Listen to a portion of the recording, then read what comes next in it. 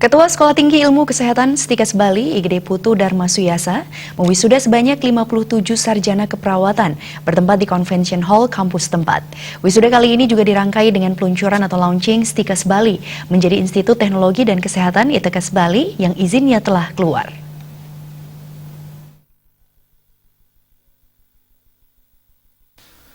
Ketua Stikes Bali Gede Putu Dharma Suyasa mengatakan wisuda yang dilepas berjumlah 57 lulusan. Dari 57 lulusan, 61,4% lulus dengan predikat dengan pujian dan 38,6% lulus dengan predikat sangat memuaskan.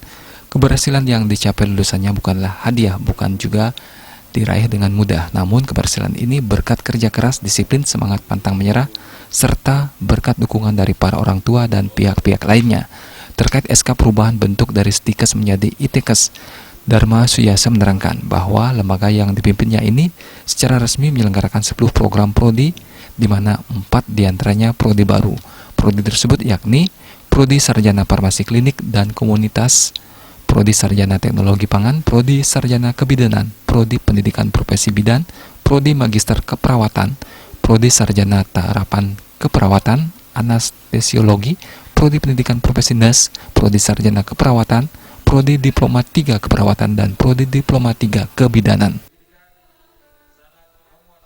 Stikes Bali hari ini kembali melaksanakan wisuda sarjana keperawatan tahun 2019, di mana pada hari ini kami akan mewisuda 57 orang lulusan dari jalur alih jenjang, yaitu dari program Diploma 3 yang melanjutkan ke jenjang sarjana keperawatan. Jadi harapan kami tetap kami Stikes Bali mengedepankan mutu dalam artian menghasilkan lulusan-lulusan yang berkualitas yang nanti siap menjadi tenaga kesehatan yang profesional.